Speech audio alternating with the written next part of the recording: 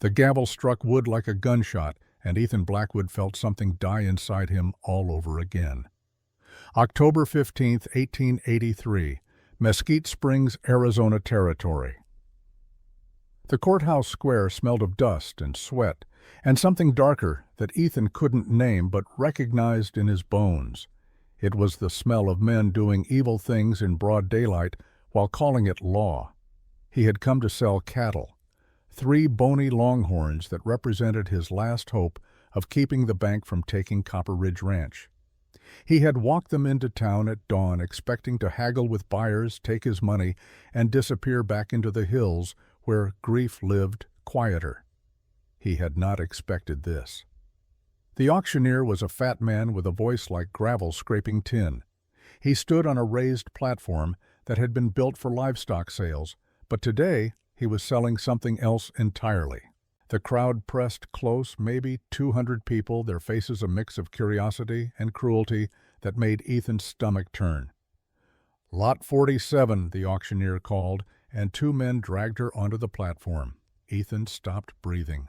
She was tall, not just tall, but enormous, towering over the men who gripped her arms. 6'8", at least, maybe taller, with shoulders broad as a barn door and legs long as fence rails. Her skin was the color of desert sand at sunset. Her hair, black as a starless night, hung in a thick braid down her back. She wore buckskin leggings and a torn shirt that had once been blue. Dried blood darkened her shoulder. Fresh bruises marked her jaw. But it was her eyes that struck him hardest. Dark and fierce and burning with a fury so pure it could have melted iron. She looked at the crowd the way a wolf looks at hunters. No fear, only rage and a terrible aching pride. Around her neck was an iron collar. The crowd murmured. Some laughed. A woman near Ethan crossed herself and whispered a prayer. A man spat tobacco and grinned. Ethan felt his hands curl into fists. Apache female. The auctioneer continued reading from a paper. Name unknown. Age approximately 28. Convicted of assault and destruction of property by Judge Thornton himself. Sentenced to 7 years indentured servitude to pay restitution. Starting bid is $300. Ethan's chest tightened. 7 years. She would be 35 before she tasted freedom again, if she survived that long. He had seen indentured servants before, had watched what men did to people they owned on paper, and his stomach churned with the memory. The woman on the platform did not cry, did not beg. She stood straight as a pine tree and stared at the crowd with eyes that promised violence to anyone who touched her. But Ethan saw something else beneath the fury, something he recognized because he had felt it every morning for 2 years. Despair. The kind that came when you realized the world was bigger and crueler than your strength could fight. The kind that made you wonder if breathing was worth the effort. The kind that whispered late at night that maybe giving up was the only honest choice left. Ethan knew that feeling. He wore it like a second skin. The auctioneer raised his gavel. "Do I hear 300? Hand shot up. Ethan turned and saw Walter Morrison, the richest man in 3 counties, grinning like a cat with a mouse. Morrison owned half the land around Mesquite Springs, ran cattle and mining operations, and had a reputation for cruelty that even hard men whispered about. He was 45 thick around the middle, with a face that smiled easy and eyes that smiled never. 300, Morrison called. The auctioneer nodded. 300 from Mr. Morrison. Do I hear 350? Silence. The crowd shifted. No one wanted to bid against Morrison. Ethan had seen this before, too. The way power worked in small towns, the way rich men got what they wanted, and everyone else learned to look away. Morrison's grin widened. He looked at the woman on the platform the way a man looks at a horse he plans to break. Slow, evaluating, possessive. Ethan felt bile rise in his throat. The auctioneer continued. "This one's a wild mare, gentlemen. Took 4 men to bring her in. But Mr. Morrison here, he's got experience breaking stubborn stock. I reckon 7 years is plenty of time to teach manners. Going once at 300. The woman's jaw tightened. Her hands, bound behind her back, clenched until the knuckles went white. But she did not look away, did not flinch. She stared at Morrison with a hatred so pure it could have scorched earth. Ethan's mind was screaming at him to walk away, to take his 3 cows and his empty pockets and disappear before he did something stupid. He had learned over 2 years of grief that trying to fix the world only got you broken worse. He had learned that saving people was impossible, that loss was the only guarantee that the kindest thing a man could do was mind his business and let the suffering happen to someone else. He had learned all of this the night Sarah died. But then the woman on the platform closed her eyes for just a moment, just one breath. And when she opened them again, Ethan saw something that made his chest crack open. She was afraid, not of Morrison, not of the collar or the chains or the 7 years of hell waiting for her. She was afraid that no one in the crowd would care, that she would stand there human and hurting and alone, and every single person would choose to look away. Ethan thought of Sarah, of the way she had looked at him 3 hours before she died, her hand squeezing his so hard it left marks, her voice a whisper, asking him to save her, save the baby, save something. And he had stood there useless while the doctor shook his head and the light left her eyes. He thought of the baby, tiny, perfect. Still, wrapped in a blanket Sarah had sewn herself, buried beside her in a grave too small for the grief it held. He thought of the little girl he had pulled from the flood 6 months ago, how she had clung to his neck, shaking, while the water tried to drag them both under, how he had given her his blanket and his last piece of jerky and asked nothing in return, how she had run back to her people without saying a word, and he had ridden home feeling like maybe, just maybe, he wasn't completely worthless. The auctioneer raised his gavel. "Going twice at 300. Fair warning, gentlemen." Ethan opened his mouth. He didn't plan it, didn't think it through. The words just came scraping out of a place deeper than reason. $847. The crowd went silent. Every head turned. The auctioneer blinked. Morrison's grin vanished like smoke. Ethan stepped forward, his legs shaking, his heart hammering so hard he thought it might burst. He pulled a leather pouch from his coat and held it up. $847, every cent I own, plus the deed to Copper Ridge Ranch as collateral. Bank appraised it at $1,200 last month. The auctioneer stared. You serious, Blackwood?" "Dead serious." Morrison stood, his face darkening. "The hell you doing, Blackwood? You can't even feed yourself. What you want with an Apache?" Ethan looked at him. Looked at the smirk that was already creeping back onto Morrison's face, the confidence of a man who had never lost anything he wanted. Ethan thought of Sarah's grave, of the empty house waiting for him, of 2 years spent wondering what the point of living was when everything you loved could be taken in a heartbeat. "I want her free," Ethan said quietly. Morrison laughed. It was an ugly sound, sharp and mocking. "Free, boy, she's property," court ordered. "You buy her, you own her for 7 years. That's the law." "Then I'll own her for 7 years and set her free on day 1. The crowd muttered. Some folks looked confused, others looked angry. A few looked like they were watching something they didn't understand but couldn't look away from. The woman on the platform was staring at Ethan now, her eyes wide, her lips parted. The fury in her face had shifted to something else, something cautious and confused and maybe hopeful. Morrison stood his chair, scraping loud. $850. The auctioneer looked relieved. $850 for Mr. Morrison. Do I hear 900? Ethan's throat went dry. He had nothing left. The pouch held every dollar from selling his cattle. The ranch was all he had, and if he lost it he would be homeless, broke, finished. But he looked at the woman's face, at the collar around her neck, at the way Morrison was already smiling again, already imagining what he would do with 7 years of ownership. Ethan thought of Sarah's last words. "Be good, Ethan. Be the man I know you are." He swallowed hard. "My ranch deed covers it. 1,200 appraisal. I stake the whole thing." The crowd gasped. Morrison's smile froze. The auctioneer looked at Ethan like he had lost his mind. You understand what you're doing?" the auctioneer asked. "You lose this bid, you lose everything." "I understand."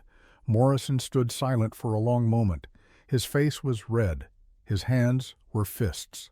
He looked at Ethan, then at the woman, then back at Ethan. Calculating, weighing. Finally he shook his head. "You're a damn fool, Blackwood. But I ain't throwing good money after bad. Let the idiot have her. She'll kill him inside a week." The auctioneer hesitated, then brought down his gavel. "Sold to Ethan Blackwood for $847 plus ranch collateral. Total value $1,200. Legal ownership transfers immediately."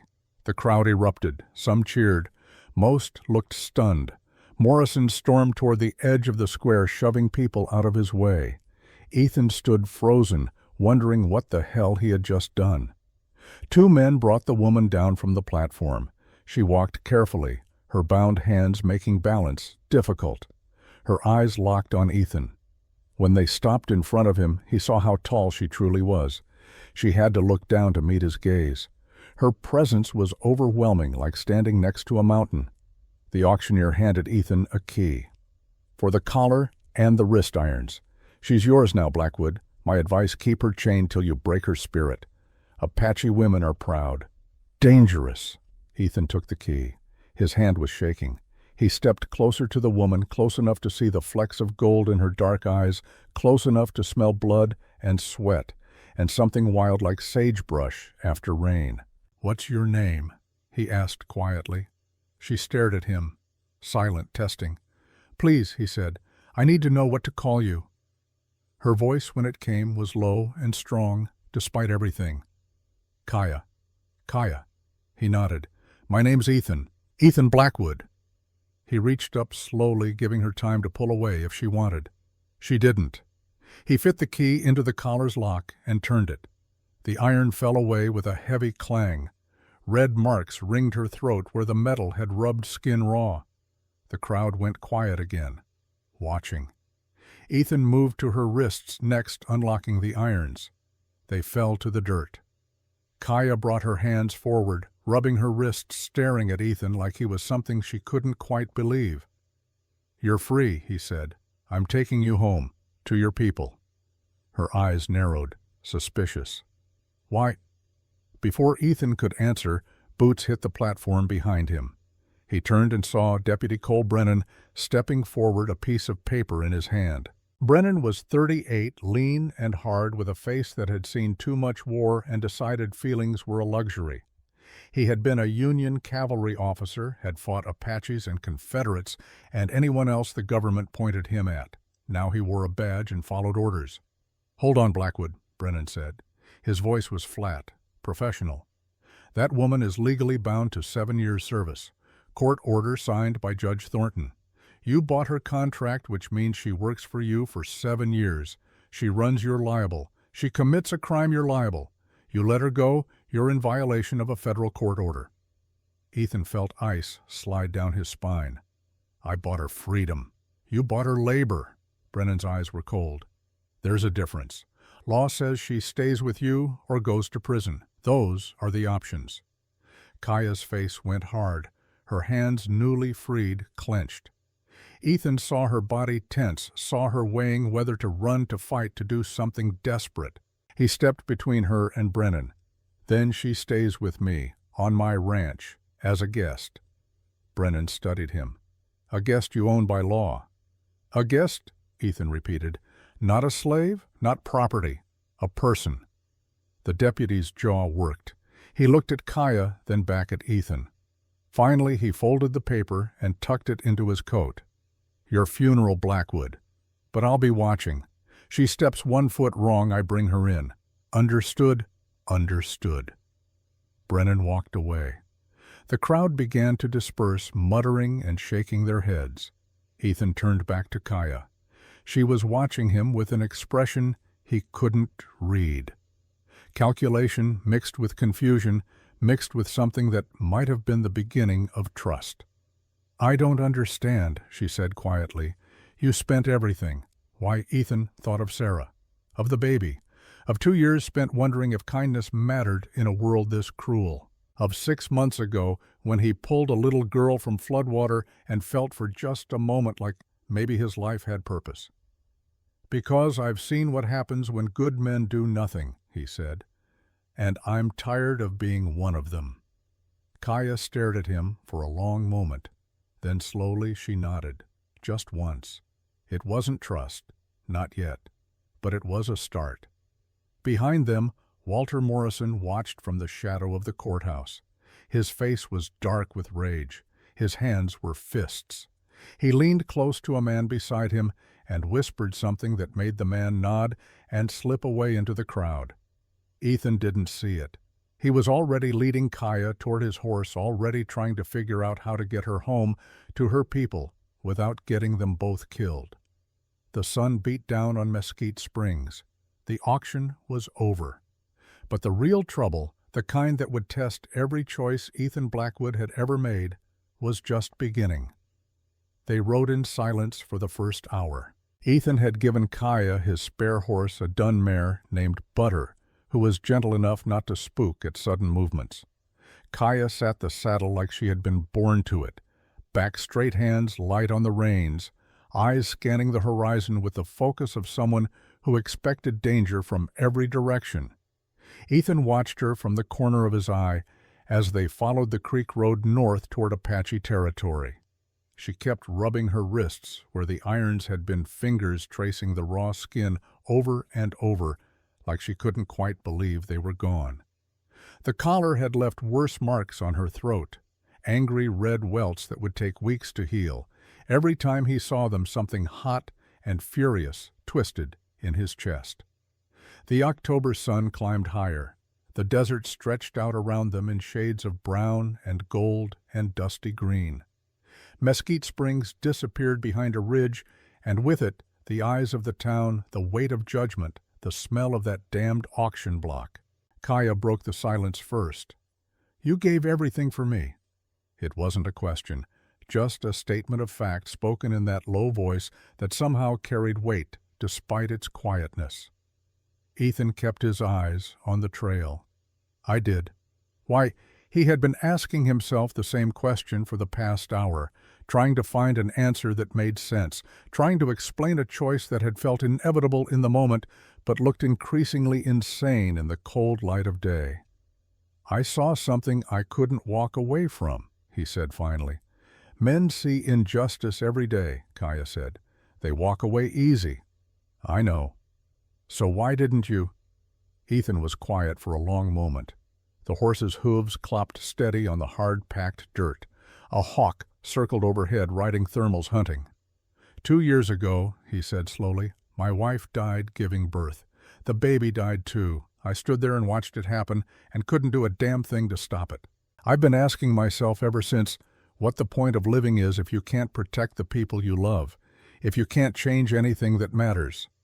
He felt Kaya's eyes on him but didn't look over. "6 months back," he continued, "I was crossing Telegraph Creek when a flash flood came down. There was a little girl caught in the current, Apache maybe 7 or 8 years old. I got a rope on her and pulled her out, gave her my blanket and some food. She ran off without saying a word, and I rode home thinking maybe I wasn't completely useless. Maybe saving one person mattered, even if I couldn't save the ones I loved most. The girl," Kaya said quietly. "Little dear. She's my niece." Ethan looked over at her, surprised. Kaya nodded. "Chief Naichi is my father. Little dear is my sister's daughter. My sister Aita died 2 years ago. Raiders attacked our winter camp. She put herself between them and the children. Took 3 bullets meant for little dear and 2 others."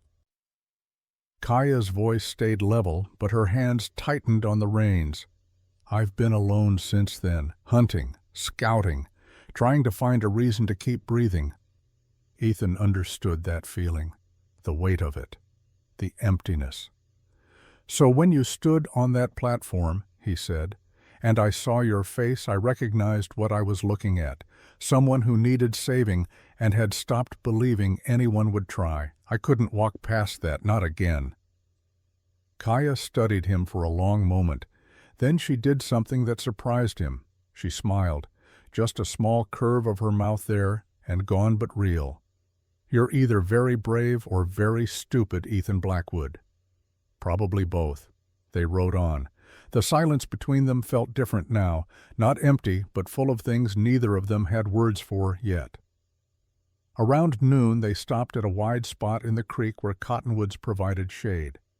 Ethan dismounted and pulled jerky and hardtack from his saddlebag. Not much, but enough to keep them going.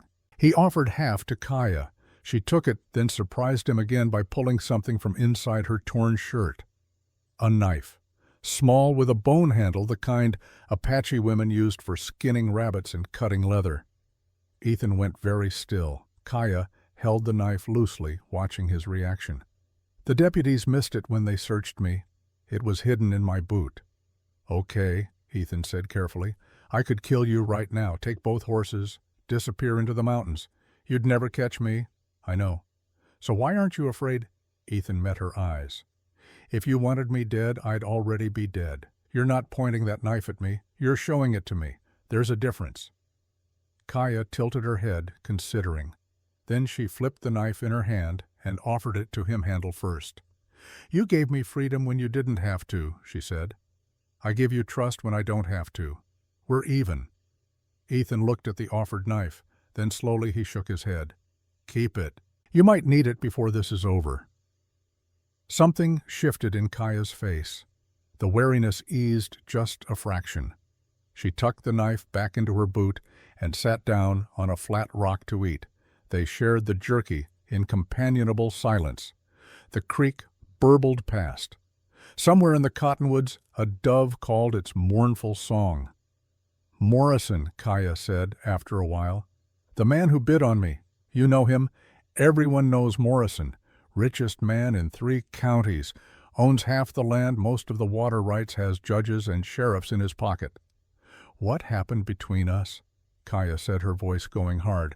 "It wasn't what he claimed. I didn't destroy his barn. I didn't attack him unprovoked." "I figured. You didn't ask what really happened. Didn't need to. I saw his face when he was bidding. Saw the way he looked at you. That told me everything."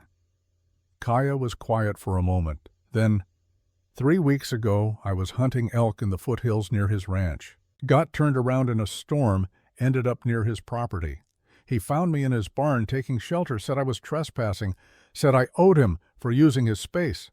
Her hands clenched.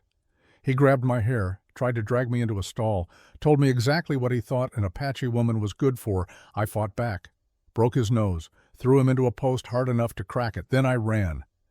Ethan felt that hot fury rising again. "And he lied to the judge.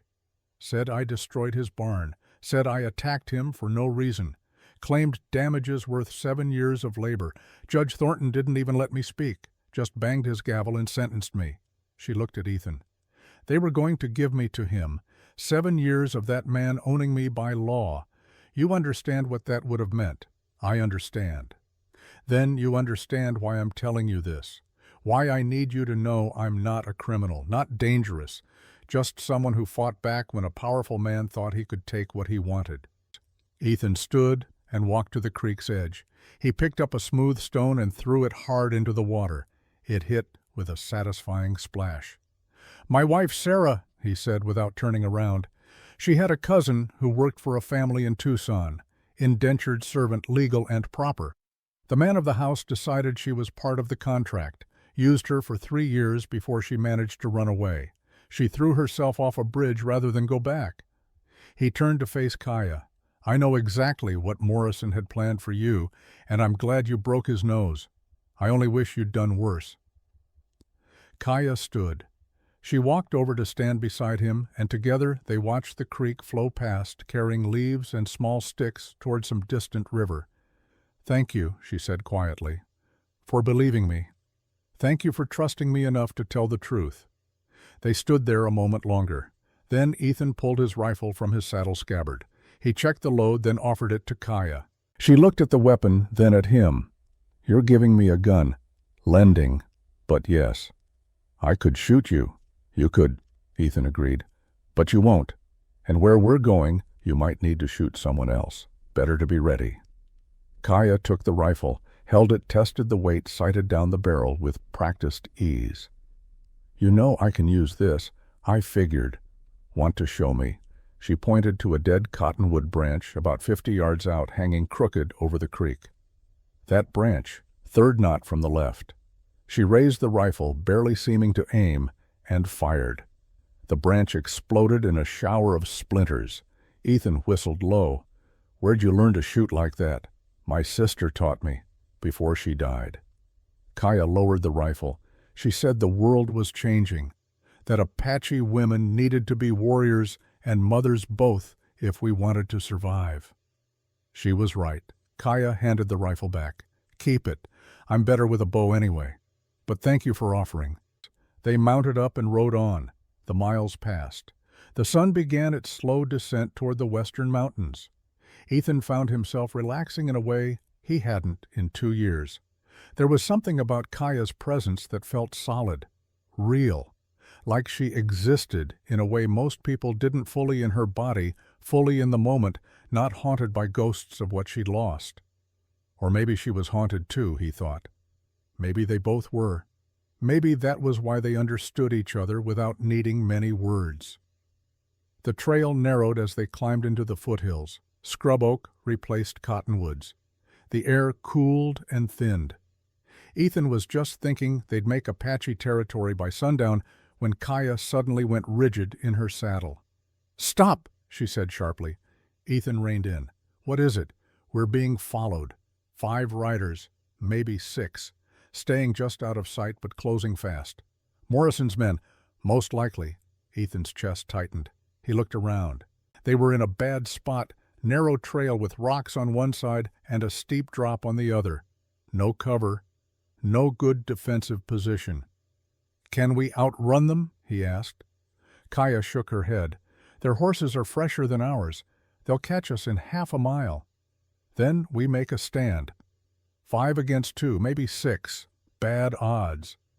"You got a better idea." Kaya thought for a moment, then pointed to a cluster of boulders about 20 yards ahead where the trail widened slightly. "There. At least we can put our backs to something solid." They rode hard for the rocks and dismounted fast. Ethan grabbed his rifle and the spare pistol from his saddlebag. Kaya pulled her knife and picked up a fist-sized rock in her other hand. "You sure about that rock?" Ethan asked. "You'd be surprised what damage a thrown rock can do." The riders appeared a moment later, 5 of them just like Kaya had said. They came around the bend at a canter and pulled up short when they saw Ethan and Kaya waiting. The leader was a big man with a scar across his cheek and eyes like dirty ice. He wore a gun belt slung low, gunfighter style. The others spread out flanking. "Well now," the scarred man said. His voice was rough, like gravel in a bucket. "Mr. Morrison sends his regards." "Morrison can go to hell," Ethan said. The man grinned, showing brown teeth. "He figured you'd say something like that, which is why he gave us simple instructions. Hand over the squaw and ride away. You get to keep breathing. She goes back where she belongs." "Her name is Kaya," Ethan said, "and she belongs to herself. That ain't what the law says, old-timer." "I'm 34, Ethan said, "not old, and the law says she's bound to me for 7 years, which means Morrison's got no claim at all." The scarred man spat. "Legal technicalities don't mean much out here, Blackwood. We're 5 guns to your 1. Math says you lose." Ethan felt his heart hammering, but kept his voice steady. "Math also says at least 2 of you die before you take us. Question is, which 2? You feeling lucky today?" The riders shifted. Nervous glances passed between them. Nobody wanted to be the first to catch a bullet. The scarred man's grin faded. "Morrison pays good money. Worth dying for."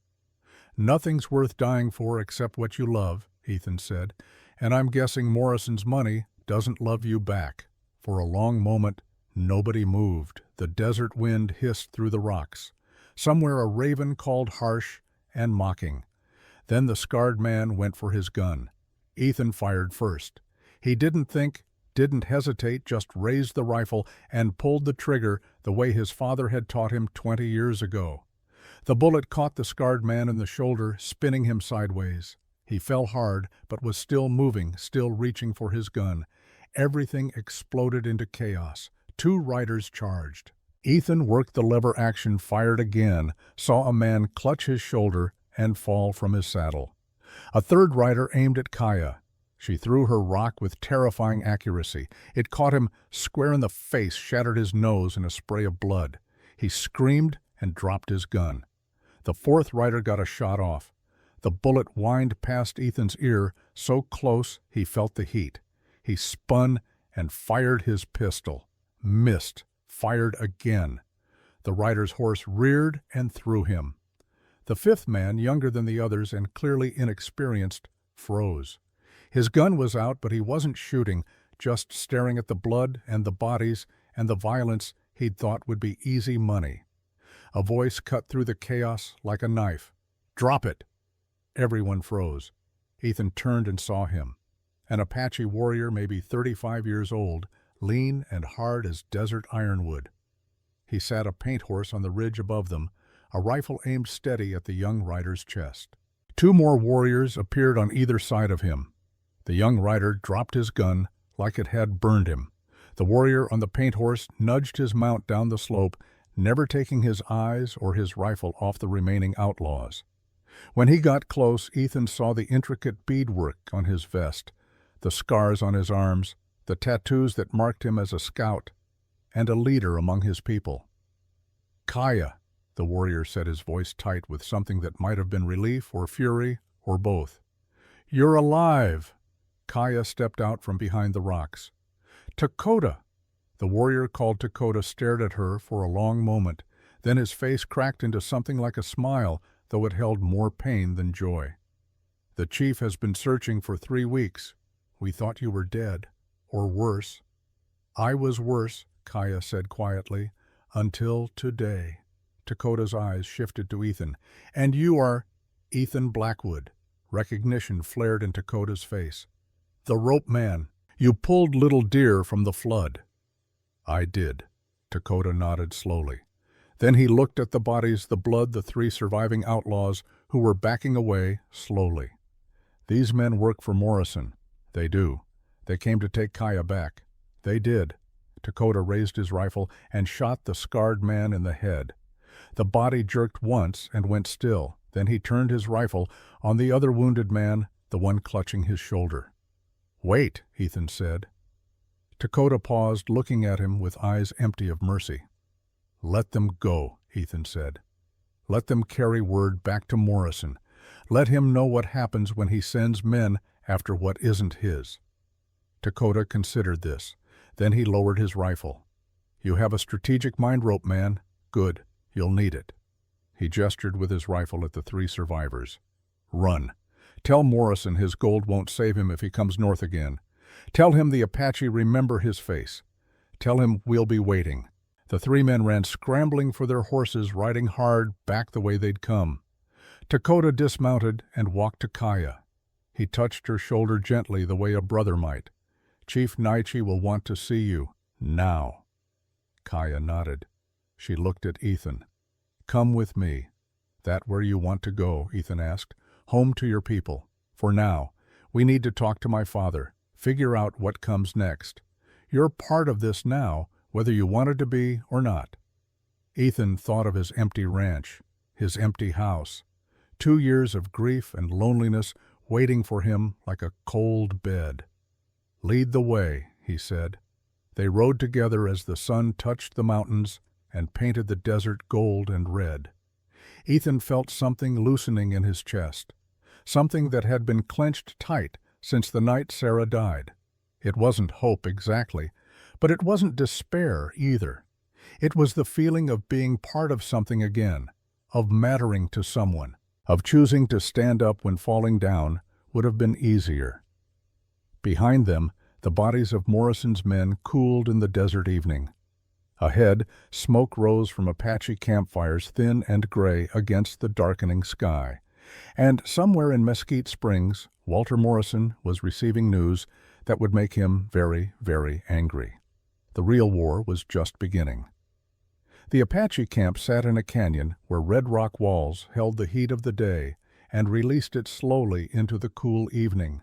Smoke from cooking fires rose straight up in the still air, carrying the smell of roasting meat and mesquite wood.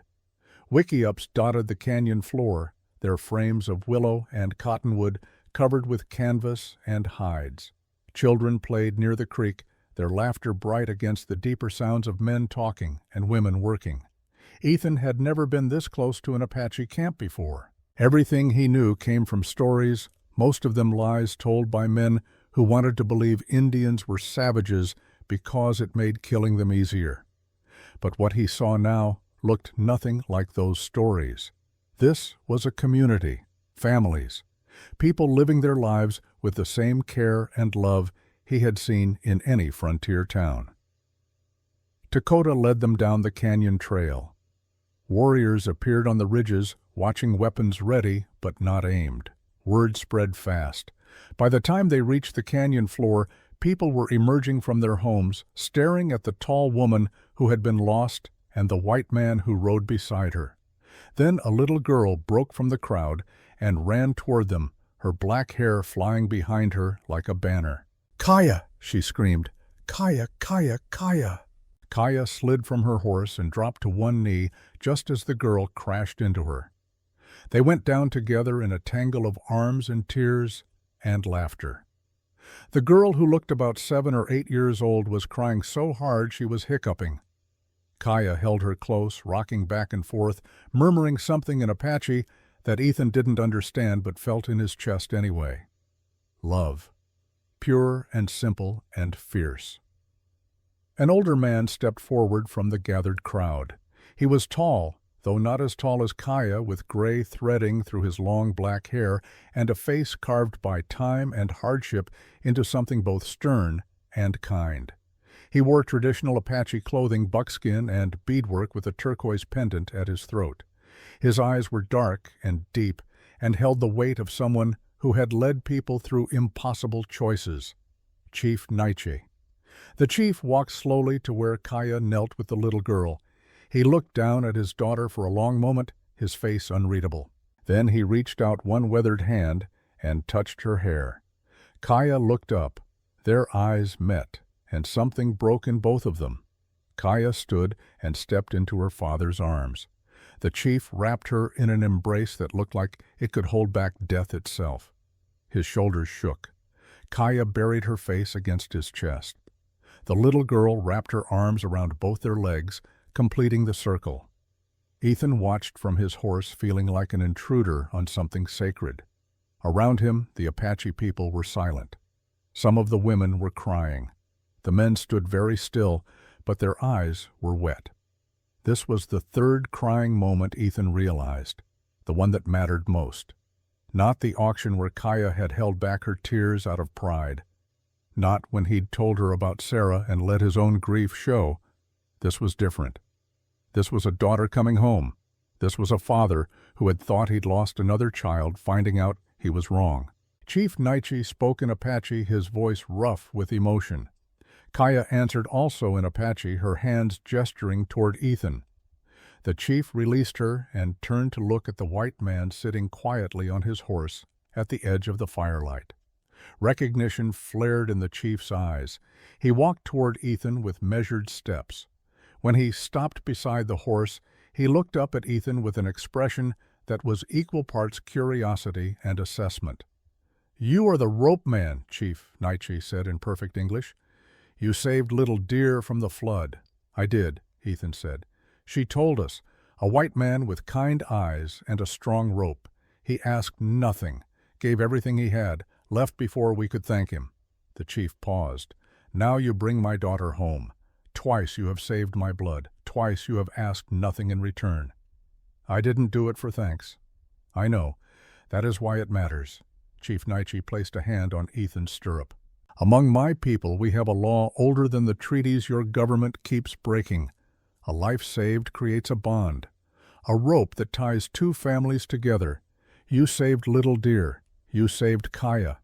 The rope between us is strong now, unbreakable." He stepped back and raised his voice so the whole camp could hear. "This man is my son. Our warriors will protect him as they protect me. His enemies are our enemies. His battles are our battles. Anyone who harms him answers to me." A murmur went through the crowd. Not disagreement, Ethan thought, but acknowledgement. This was serious business, sacred business. Little Deer broke away from Kaya and ran to Ethan's horse. She looked up at him with huge brown eyes and held up her arms. "Rope man down." Ethan dismounted, and the little girl threw herself at him the same way she'd thrown herself at Kaya. He caught her awkwardly, not used to children anymore, not since his own had died before taking a single breath. She wrapped her arms around his neck and squeezed. "Thank you, thank you, thank you," she said in halting English. "You saved me. Now you saved Kaya. You are good." Ethan felt his throat close up. He looked over the girl's head and met Kaya's eyes. She was watching him with an expression he couldn't quite name, something soft, something that made his heart do strange things in his chest. "You're welcome, little dear," he managed to say. The moment was shattered by the sound of hoofbeats coming fast up the canyon trail. Takota's warriors snapped to attention, rifles raised. Chief Naichi stepped forward, one hand rising in a gesture that meant, "Wait, be ready, but don't shoot yet." The whole camp went silent, tense waiting. 6 riders appeared. They wore badges and carried repeating rifles and rode with the practiced ease of men used to delivering bad news. At their head was Deputy Cole Brennan, his face grim in the fading light. The riders pulled up just inside the camp perimeter. Brennan's eyes swept the scene, taking in Ethan, Kaya, the gathered warriors, the weapons pointed in his direction. His hand stayed carefully away from his gun. "Chief Naichi," Brennan said formally. "I'm Deputy Marshal Cole Brennan out of Santa Fe. I'm here on official business." "Speak your business," the chief said. His voice was calm, but his hand had moved to the knife at his belt. Brennan pulled a paper from his coat. "I have a court order signed by Judge Thornton of Mesquite Springs. It states that the Apache woman known as Kaya is bound to 7 years indentured servitude, said servitude having been purchased by one Ethan Blackwood. The order specifies that she must remain in Blackwood's custody or return to jail to serve her sentence. Running from legal custody is a federal offense." "She didn't run," Ethan said, stepping forward with Little Deer still clinging to his neck. "I brought her here, to her people, where she belongs." "That's violation of the court order," Brennan said. "You bought her contract. You're responsible for her whereabouts." "She's not property," Ethan said, anger rising in his voice. "She's a person who was sentenced by a corrupt judge for defending herself against a man who tried to rape her." Brennan's jaw tightened. Something flickered in his eyes. Not agreement, but not dismissal either. "That may be true. But I enforce the law as written, not as I wish it was written. The order stands. She comes with me or you both face federal charges." "Your law is unjust," Chief Naichi said, his voice cutting like a blade. "My daughter defended herself. That is not a crime. That is survival. If your courts cannot see the difference, then your courts are blind." "I don't disagree," Brennan said quietly, "but I have orders." "Then disobey them," Kaya said. She had moved to stand beside Ethan, tall and fierce and unafraid. "Or do you only follow orders when they're convenient?" Brennan looked at her for a long moment. "I was a soldier once. Followed orders I didn't agree with because I thought that was what duty meant. Got a lot of good men killed that way. When the war ended, I swore I'd never blindly follow again. But I also swore to uphold the law, even when it's hard, even when it's wrong." "Then you're part of the problem," Kaya said. "Maybe so, but I'm here and I have a job to do." Ethan felt the situation spinning out of control. Around him, Apache warriors had their fingers on triggers. Brennan's men looked nervous, outnumbered, knowing they were one wrong word from a bloodbath. Little Deer was crying against his shoulder, scared by the tension she could feel but didn't understand. He stepped between Kaya and Brennan, still holding the little girl. "Wait," he said. "Just wait. Let me prove Morrison lied. Give me 48 hours to find evidence that Kaya was defending herself. That Morrison fabricated the charges. If I can prove it, the court order is void. If I can't, she'll come with you willingly." Brennan frowned. "You can't guarantee that." "I can," Kaya said. If Ethan can't prove the truth in 2 days, I'll surrender. No fight, no resistance. You have my word." "The word of an Apache," one of Brennan's men sneered. Dakota's rifle swung toward the man. "Say that again," he said softly. "I dare you." Brennan held up a hand. "Quiet, Jensen. You're not helping."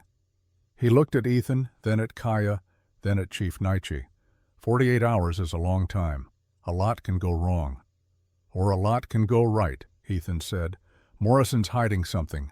You know it as well as I do. That auction was wrong from the start. 7 years for defending herself against assault. That's not justice. That's revenge dressed up in legal paper." Brennan was quiet for a long moment. The canyon walls seemed to lean in listening. The cooking fires crackled. Somewhere a baby cried and was hushed. Finally the deputy nodded. 48 hours, but I'm not leaving. I'll camp at the canyon entrance. If she runs, I bring her in. If you don't find proof, she comes with me when the time's up. Those are my terms." "Agreed," Ethan said. Chief Naiche stepped forward. "You will have food and water while you wait. We are not animals, even if your people treat us as such." Brennan had the grace to look uncomfortable. "Appreciate it, Chief." The deputy was turning his horse when new riders appeared at the canyon mouth, 3 of them riding hard, and at their head was a man Ethan recognized even in the growing darkness. Walter Morrison. Morrison reined in next to Brennan, his horse foam-flecked and breathing hard. He held a paper in his hand, waving it like a flag. "Deputy Brennan," Morrison said, his voice carrying across the camp. "New orders just came through from the territorial governor. Treaty privileges are suspended during criminal investigations, which means you can enter this camp, arrest the fugitive, and face no legal consequences." Brennan took the paper, unfolded it, read it in the firelight while everyone watched. Ethan's heart sank. If that order was real, the game was over. Brennan would have no choice. The Apache would fight to protect Kaya. Blood would spill. People would die. Everything Ethan had tried to prevent would come crashing down. But Brennan was frowning at the paper. His eyes narrowed. He held it closer to the fire, examining something. "This seal," he said slowly, "it's wrong." Morrison stiffened. "What? The territorial seal. It's supposed to have a saguaro cactus in the center. This one has a prickly pear, and there's no registration number, no date stamp, no courier verification mark." Brennan looked up at Morrison. "Where exactly did you get this?" "From the governor's office," Morrison said, but his voice had gone tight. "Through what channel?" It was delivered to me. In Mesquite Springs, this afternoon." "By who?" "A courier. I don't know his name." Brennan folded the paper carefully. "This is fake. A good fake, but fake. The governor didn't issue this. Someone made it and gave it to you." Morrison's face went red. "You calling me a liar?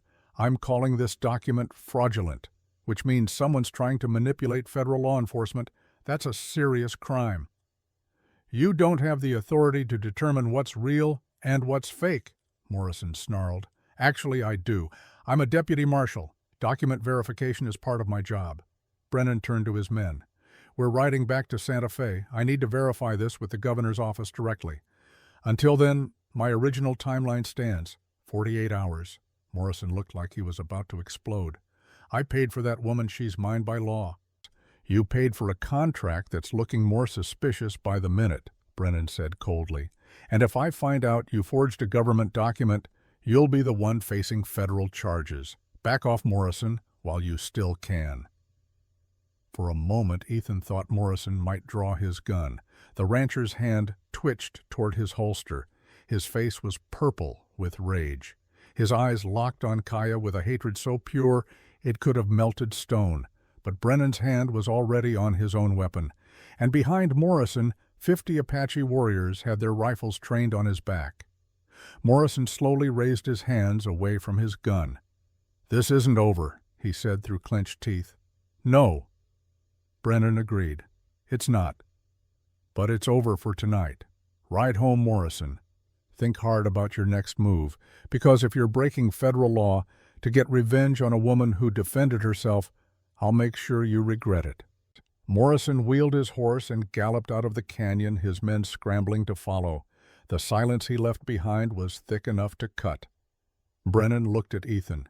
"You've got your 48 hours. Use them. Find me real evidence, or this all falls apart." "I will," Ethan promised. Brennan nodded and turned his horse toward the canyon entrance. As he rode past Kaya, he paused. "For what it's worth," he said quietly, "I believe you. But belief doesn't hold up in court. Facts do. Get me facts." Then he was gone, leaving Ethan and Kaya and the assembled Apache people standing in the firelight. Chief Naiche put a hand on Ethan's shoulder. "You need help. You will have it. Dakota and 5 warriors will ride with you." "I can't ask you to risk your people for this," Ethan said. "You're not asking. I'm offering. You are my son now, and in my family we stand together." Kaya stepped close to Ethan. "And I'm coming too. This is my fight more than anyone's. Morrison's men will be looking for you. It's too dangerous." "I'm already in danger. Have been since the day I broke that bastard's nose. At least this way I'm choosing the fight instead of running from it." Ethan looked into her eyes and saw the same thing he'd seen on the auction platform. That fierce, unbreakable pride. That refusal to be anything less than what she was. He nodded. "Then we ride together." Dakota stepped forward. "We leave at dawn. Tonight we plan. Morrison will not wait 48 hours. He'll come for us. We need to be ready." As the group moved toward the chief's wickiup to strategize, Ethan felt it again, that feeling of being part of something, of having people who would stand with him when the darkness came. He looked back toward the canyon entrance where Brennan had disappeared. Somewhere in Mesquite Springs, Morrison was planning, scheming, gathering men and money and whatever else he thought would give him what he wanted. Let him plan, Ethan thought, because for the first time in 2 years he wasn't facing the darkness alone. He had Kaya. He had the Apache. He had something worth fighting for. And that changed everything. Dawn came cold and blue over Copper Ridge Ranch. Ethan stood on his porch rifle in hand, watching the valley below for signs of movement. The ranch looked smaller than he remembered. Just a house, a barn, a corral with empty posts. 2 years of neglect had taken their toll. Shingles missing from the roof, fence rails sagging. The windmill Sarah had loved creaking in the wind like an old man's bones. He had brought Kaya here instead of staying at the Apache camp. Partly because Morrison's spies would expect her to hide with her people, partly because Ethan knew his land better than he knew anywhere else on earth.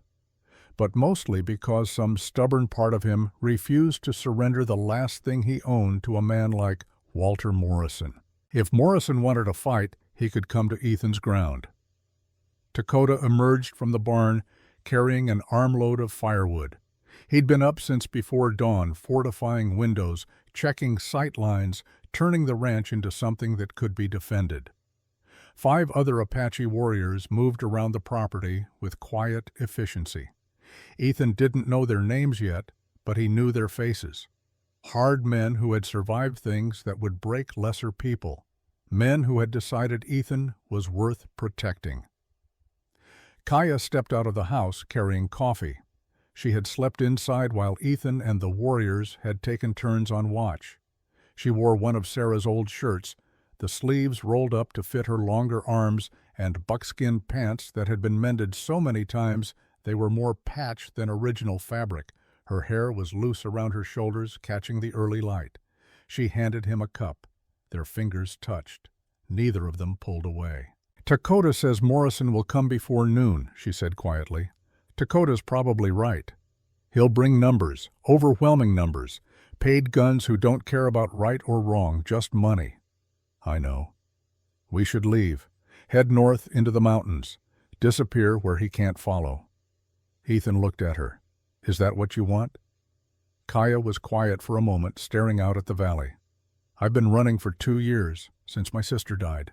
Running from grief, from responsibility, from the fact that I survived when she didn't." She turned to face him. "I'm tired of running, Ethan. Tired of letting men like Morrison decide where I can stand and what I'm worth." Then we make our stand here. We might die here. We might. Ethan sipped his coffee. It was hot and bitter and reminded him of mornings with Sarah before everything fell apart. But I'd rather die standing in one place I chose than spend the rest of my life running from places other people chose for me. Kaya smiled. It was a small smile, sad at the edges but real. You're either very brave or very stupid, Ethan Blackwood. You keep saying that. Because I keep being uncertain which one you are. Maybe I'm both. They stood together on the porch as the sun climbed higher, turning the desert from blue to gold to the harsh white of full morning.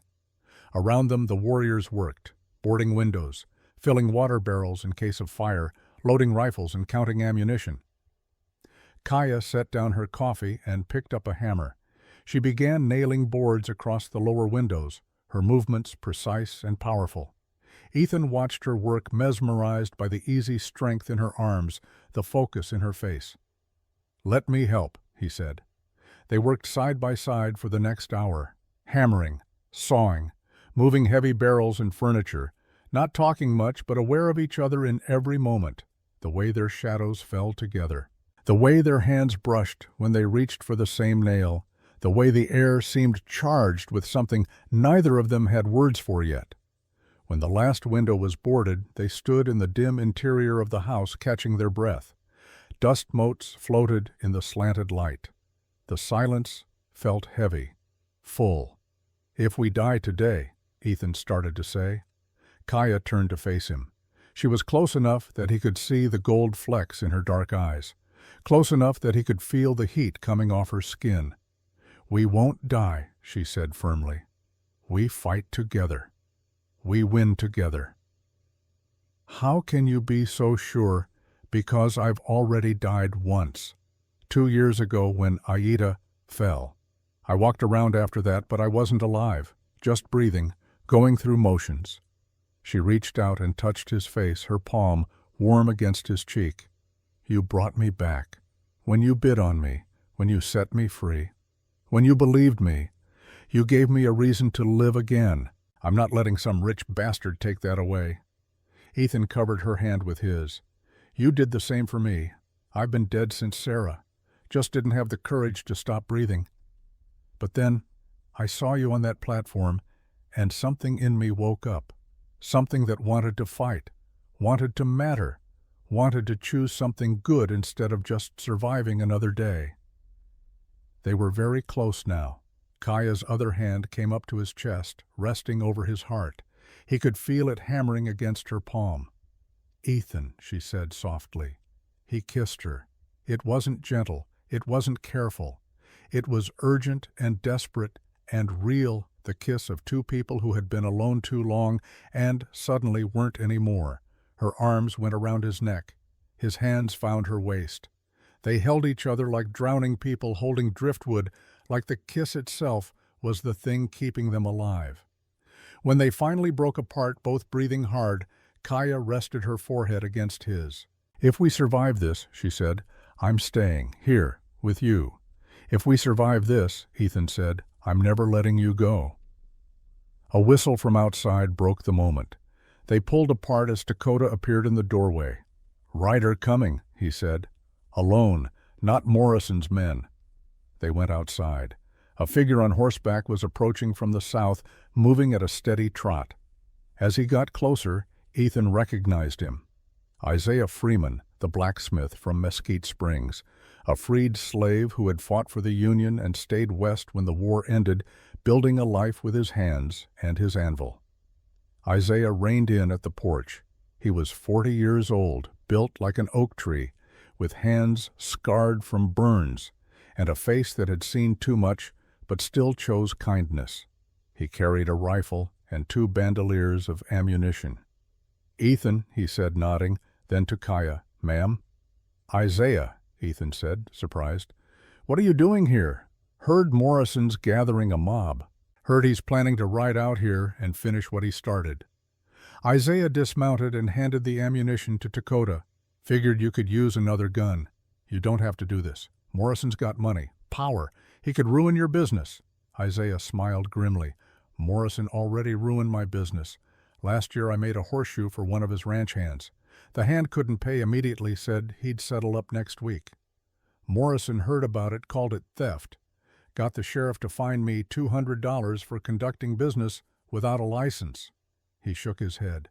Man's been finding ways to squeeze me ever since. I'm tired of bending. Figured it's time to stand.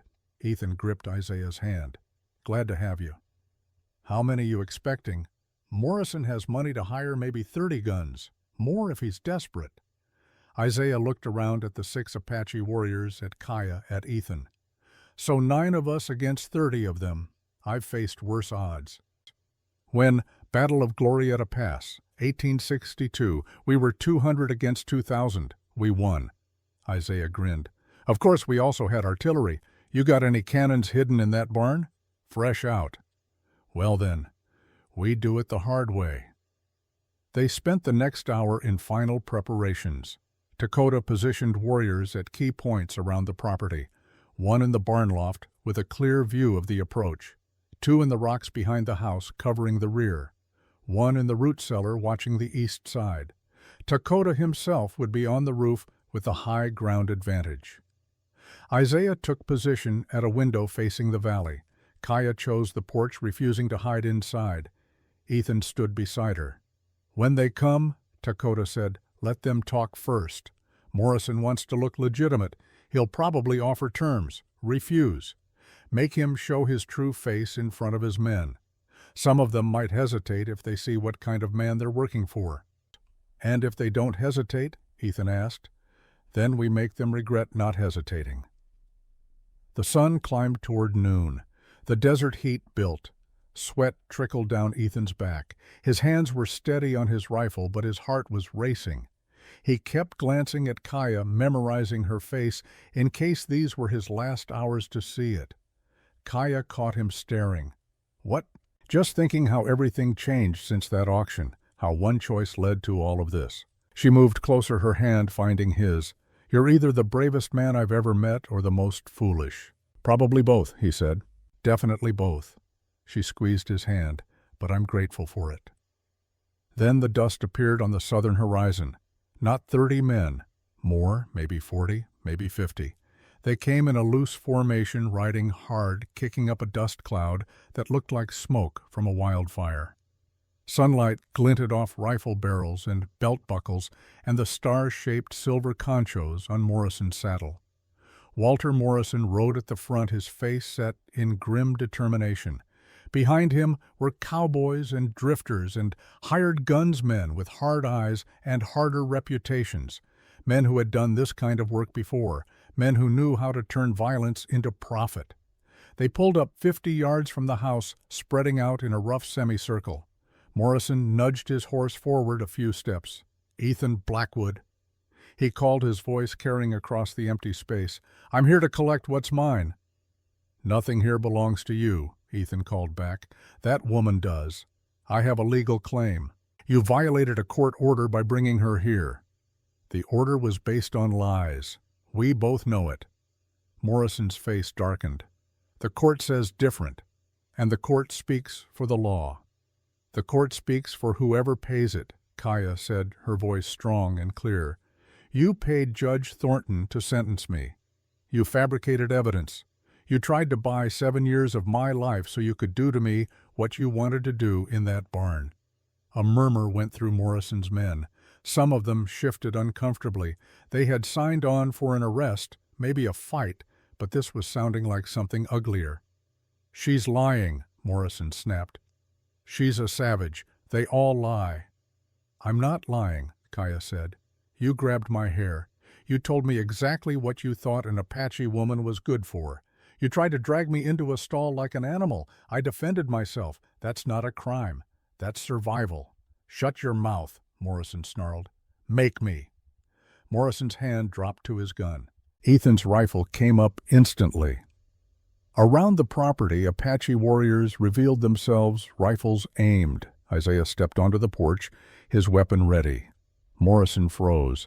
He looked around, seeing for the first time how badly outnumbered his mob really was. 9 defenders, but 9 defenders who were ready to die. Against 50 men maybe, but 50 men who were just here for money. "Last chance, Blackwood," Morrison said. "Send her out. Walk away. I'll let you live." "No. Then you'll burn, all of you. I've got enough men to surround this place and torch it. You'll die screaming." "Maybe," Ethan said, "but so will you. You're in rifle range.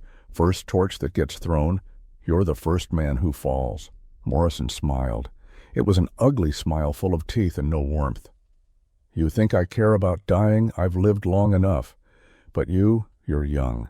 You've got years ahead. And her, she's got beauty that won't last forever, but could last a few more decades. Seems a waste to burn it all over pride."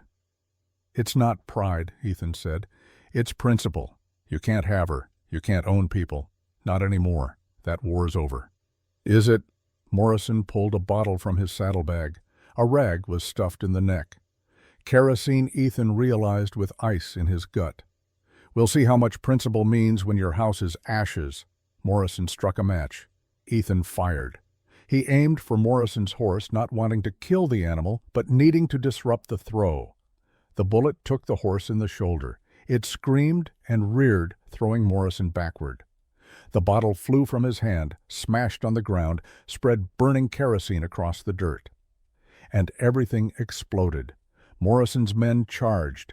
Some fired wild shots that splintered wood and kicked up dirt. Others rode straight at the house, thinking they could overwhelm through sheer numbers. The Apache warriors opened fire. Precise. Controlled. 3 men fell from their saddles in the first volley. Isaiah's rifle cracked like thunder, dropping a 4th. Kaya grabbed Ethan's spare pistol and shot a man aiming at Dakota. It was chaos. Smoke and noise and the screaming of horses and men. Ethan fired and worked the lever and fired again. A bullet whined past his ear. Another splintered the porch rail. He dove behind a water barrel as return fire intensified. Kaya was beside him, reloading with steady hands. "How many down?" 8, maybe 9. "Not enough. They'll rush us." She was right. Morrison was shouting orders, regrouping his men for a concentrated charge. The hired guns who remained were the professionals, the ones who didn't panic under fire. Dangerous. Ethan aimed at a man in a black hat who seemed to be Morrison's lieutenant. Fired. Missed. The man returned fire. The bullet punched through the water barrel. Water gushed out, soaking Ethan's boots. He shifted position, raised his rifle again. Before he could fire, pain exploded in his left shoulder. Hot and sharp and immediate. He looked down and saw blood spreading across his shirt. He'd been shot. Kaya screamed his name. He tried to tell her he was okay, it wasn't that bad, just a graze, but the words wouldn't come. The world tilted sideways. His rifle clattered to the porch. Kaya caught him before he fell. She dragged him behind the water trough, her hands pressing against his wound. Her face was above his, terrified and furious. "Don't you dare," she said. Her voice was shaking. "Don't you dare leave me. Not now. Not like this." Ethan tried to smile, tried to tell her he wasn't going anywhere, but the pain was making everything fuzzy. He could hear gunfire, but it sounded far away. He could feel Kaya's hands on him, but they felt distant. He thought of Sarah, of how she'd looked in those last moments fighting to hold on, how he'd promised her he'd be okay, how he'd lied. "I'm sorry, Sarah," he thought. "I tried. I really tried." Then new sounds cut through the fog. War cries. Apache war cries, the pounding of many horses coming fast. Chief Naiche and 40 warriors swept into the valley like a storm made flesh. They surrounded Morrison's mob from 3 sides, cutting off escape routes, rifles aimed at hearts and heads. Morrison's men froze. Some dropped their weapons. Others raised their hands. The ones who tried to run found themselves facing Apache warriors on all sides. The battle ended as suddenly as it had started. Ethan could see it all through dimming vision. Naiche sitting his horse like a statue carved from stone. Dakota climbing down from the roof unhurt. Isaiah stepping off the porch rifle still smoking. Morrison on his knees in the dirt surrounded defeated, but Ethan couldn't focus on any of it. The only thing that mattered was Kaya's face above him. the tears streaming down her cheeks. The way her lips were moving, saying his name over and over, she was crying. Kaya, who had stood on the auction block with dry eyes. Kaya, who had faced Morrison's mob without flinching. She was crying for him. "Don't leave me," she whispered. "Please, Ethan, I just found you. Don't leave me." He wanted to tell her he wouldn't, wanted to promise her years and children and a life together. But the darkness was pulling at him, dragging him down into depths where promises didn't matter. His eyes closed. The last thing he heard was Kaya screaming for help. The last thing he felt was her hands desperately trying to hold him in a world he was slipping away from. Then, nothing. Ethan woke to pain, not the sharp, immediate pain of being shot, but a deep, throbbing ache that radiated from his shoulder through his entire left side. His mouth tasted like copper and dirt. His head felt stuffed with cotton. He opened his eyes and saw wooden beams above him. His own roof, his own house. Afternoon light slanted through the gaps in the boarded windows, cutting the room into strips of gold and shadow. A hand touched his forehead, cool and gentle. "You're awake," Kaya said. He turned his head slowly because moving hurt and saw her sitting beside the bed.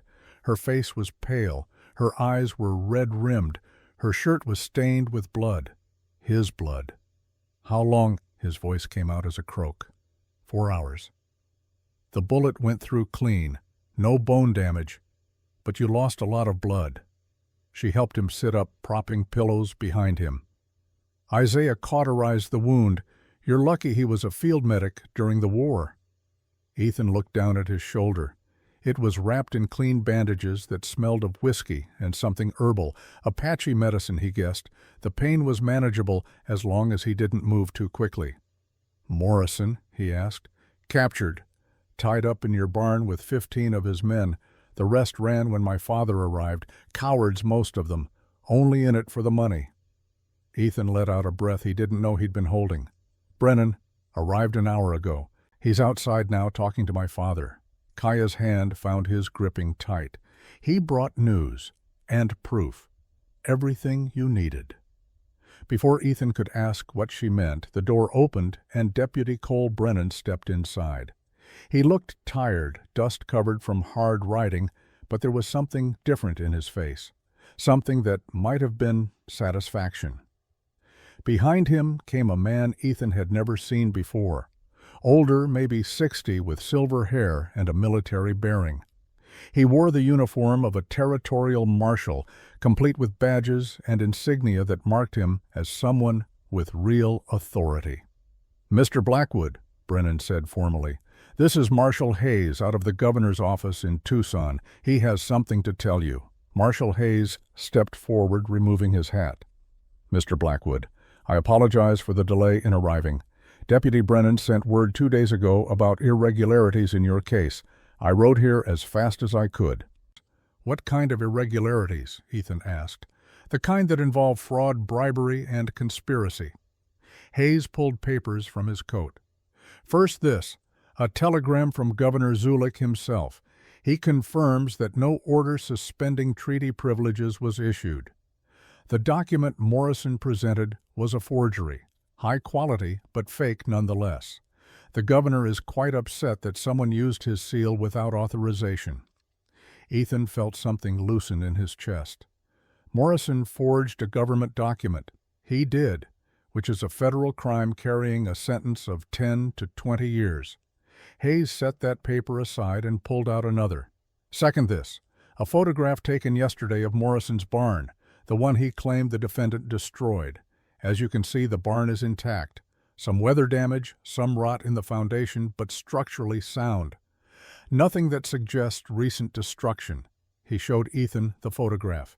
It clearly showed Morrison's barn standing whole and complete. "But the court record said she destroyed it," Ethan said.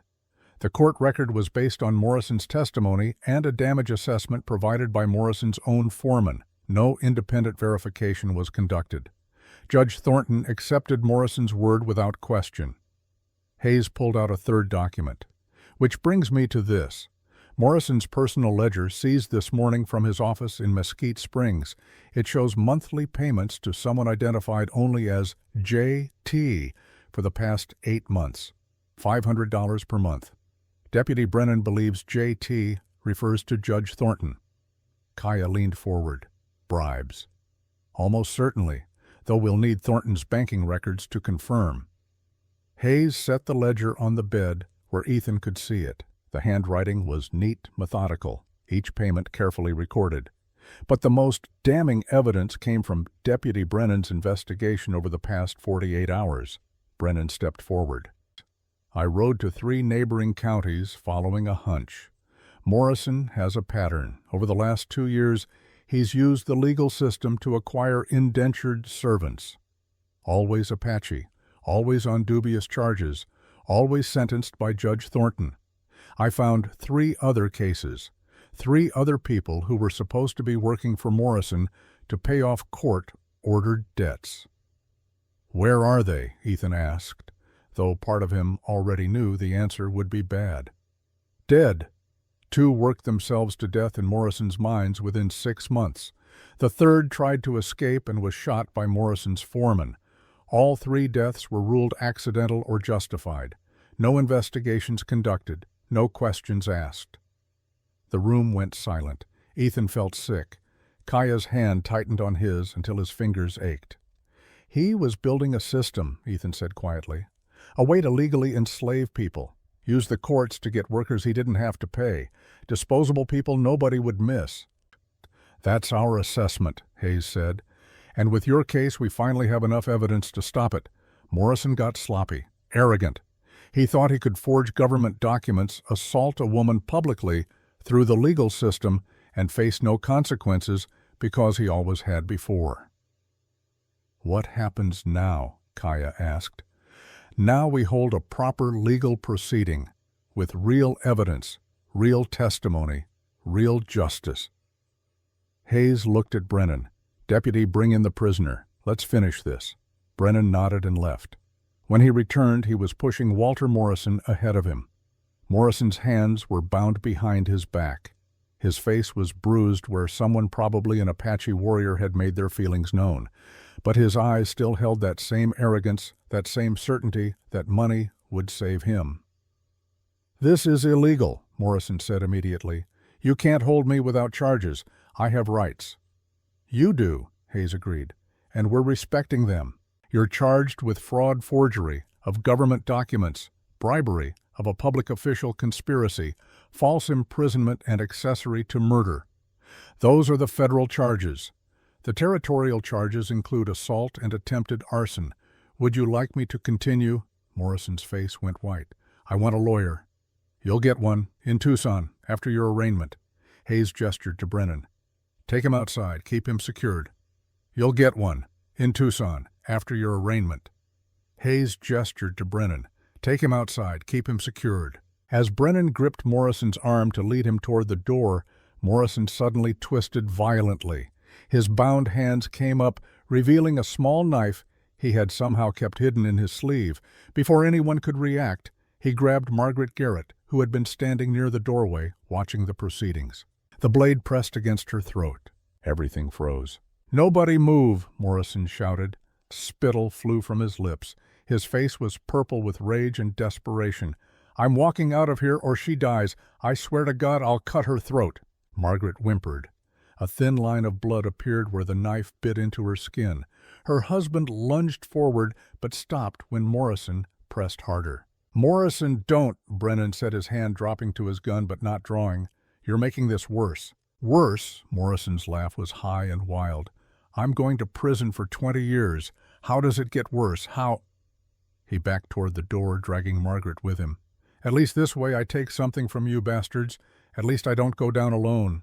Marshal Hayes raised both hands in a calming gesture. "Think about what you're doing. This is a hanging offense. Murder of a civilian witness. You kill her, there is no trial, no lawyer, no appeal. Just a rope. Then I'll see you all in hell." Morrison was at the threshold, now using Margaret as a human shield. Her feet dragged on the floor. Tears streamed down her face, but she didn't scream, didn't fight. understanding that any sudden movement could kill her. Ethan struggled to sit up, pain shooting through his wounded shoulder. "Let her go, Morrison. This isn't her fight." "Everything is her fight. She testified against me, said I was a liar in front of the whole town." Morrison's eyes were wild bloodshot, the eyes of a man who had nothing left to lose. "Everybody turned on me, for a savage, for a goddamn Apache." Kaya stood very still near the window. Her body was relaxed, but her eyes were absolutely focused, tracking Morrison's every movement. She was calculating angles, distances, timing. Ethan had seen that look before, right before she threw the rock that broke a man's nose during the ambush. "Kaya, no," Ethan said quietly, reading her intention. "It's too risky. You could hit Margaret." Kaya didn't look at him. Her eyes stayed locked on Morrison. "Trust me." Morrison took one step backward through the doorway into the afternoon light. "I'm taking a horse. Nobody follows.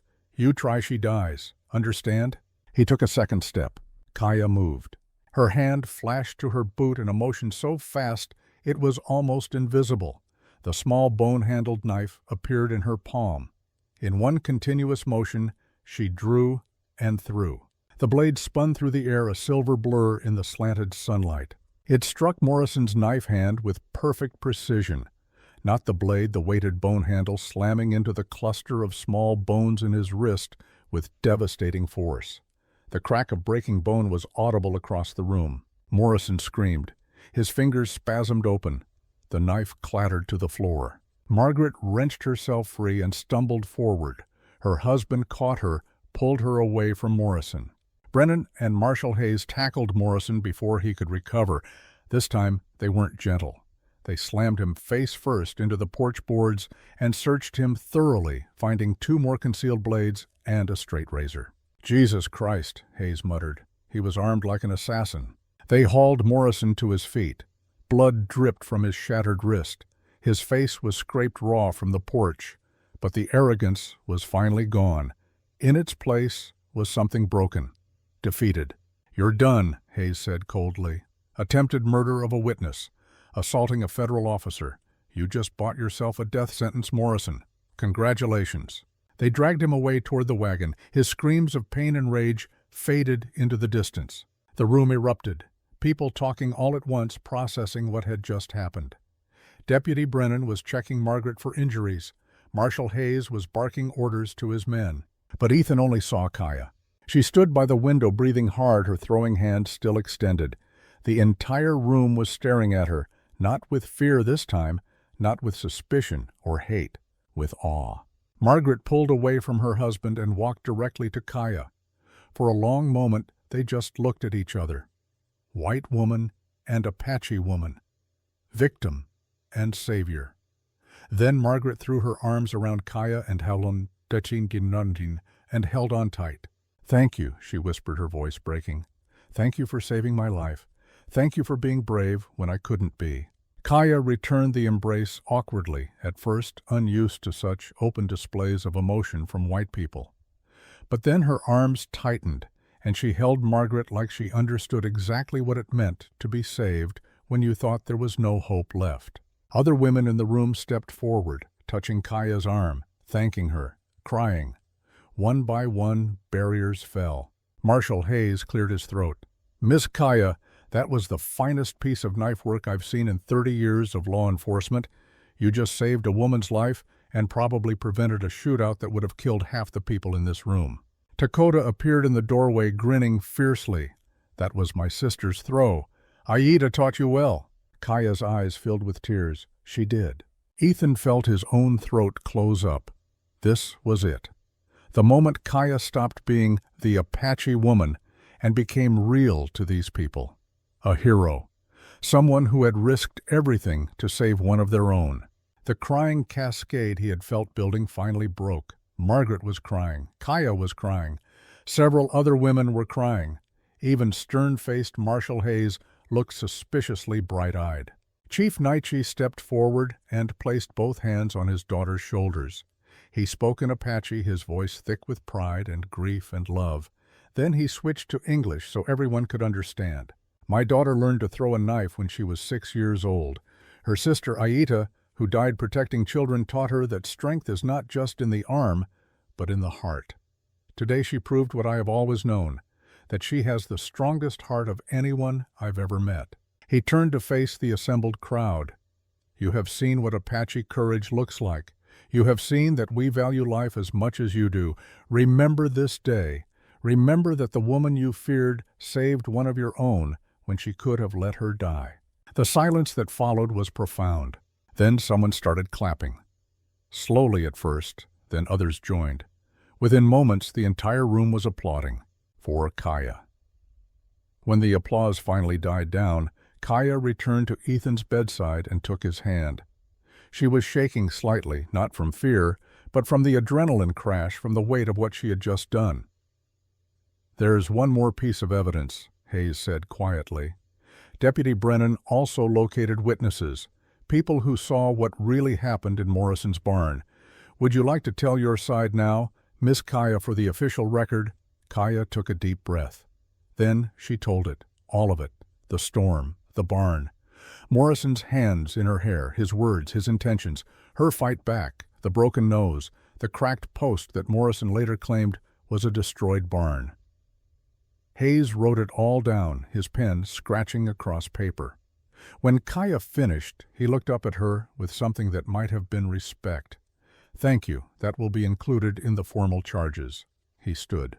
"Miss Kaya, by order of Governor Zulik and with the full authority of the Territorial Marshal's Office, your conviction is hereby vacated.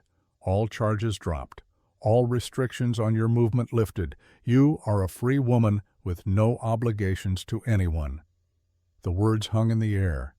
Ethan watched Kaya's face as they sank in. Free, truly free. Not because someone bought her contract, not because she ran and hid, but because the system, broken as it was, had finally bent toward justice. She started to cry, not loud sobs, but quiet tears that slipped down her cheeks and dripped from her jaw. Ethan pulled her close with his good arm, and she buried her face against his neck and shook with the force of emotions too big to contain. "It's over," he whispered. "It's really over." Marshal Hayes cleared his throat. "I'll leave you two alone. But Mr. Blackwood, when you're recovered, I'd like to shake your hand. What you did standing up to Morrison when everyone else looked away, that took courage. Real courage. The kind this territory needs more of." He left, closing the door softly behind him. Ethan and Kaya sat together in the fading afternoon light, holding each other while she cried. These were the sixth tears, he realized, the crying cascade the moment demanded. Not tears of pain or fear, but relief and release and the overwhelming weight of justice finally being served. After a long time, Kaya pulled back and wiped her eyes. "I'm sorry, I don't usually." "Don't apologize. You've earned those tears." She laughed, shaky but real. "What happens now? Now we figure out what comes next. Together." A knock on the door interrupted them. Chief Naichi entered, followed by Dakota and Isaiah. Little Deer peeked around her grandfather's legs, her eyes wide with concern. "Rope man okay?" she asked in careful English. "I'm okay, Little Deer." She ran to the bed and climbed up carefully, avoiding his wounded shoulder. She patted his face with small hands. "You saved Kaya again. You are very good." Naichi approached and placed a hand on Ethan's uninjured shoulder. "You stood your ground, protected my daughter with your blood. The debt between our families is beyond measure now." "There's no debt," Ethan said. "She's worth standing for." The chief smiled. It was a rare expression, but genuine. "I have a question for you, Rope Man, and I want you to answer honestly." "Okay." "Last winter, when I gave you the necklace and called you my son, I meant it as law, a bond of obligation and honor.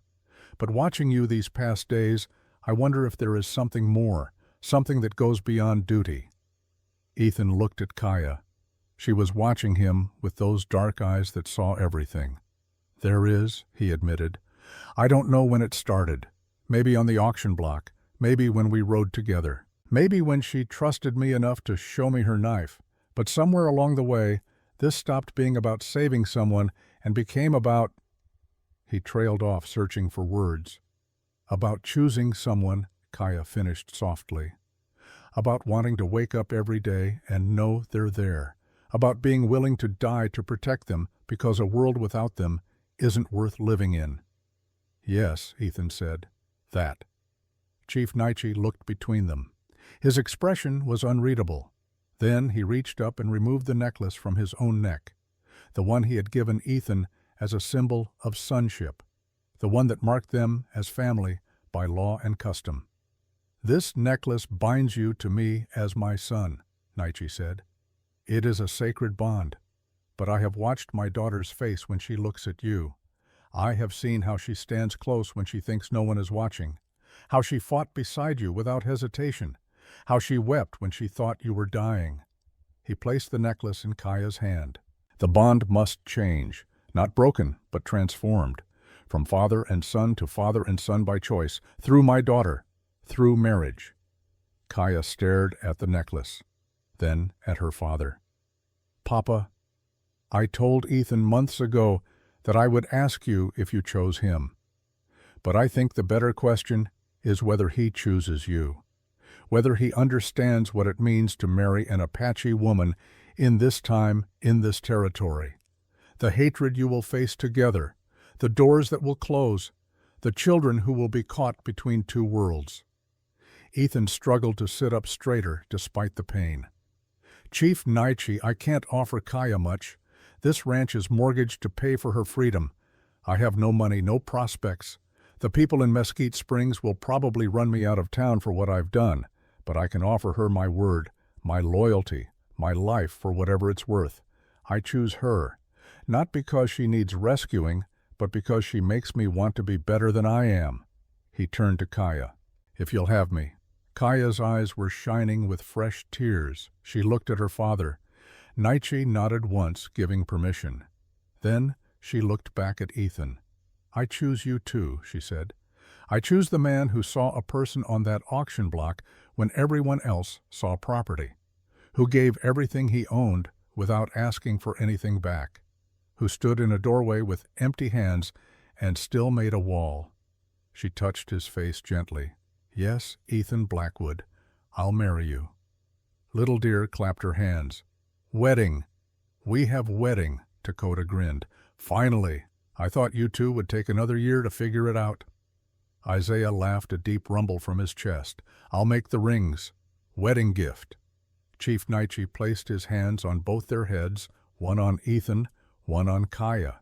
He spoke in Apache words that sounded like blessing and warning and hope all woven together. Then he switched to English. "Law became kinship. Witness became family. This is how it should be. This is what the rope has bound." He stepped back. "We will have the ceremony when you are healed, both Apache and white traditions, so both your peoples can see what love looks like when it refuses to bow to hate." There was movement outside. Voices, the sound of many people gathering. Ethan looked at Kaya questioningly.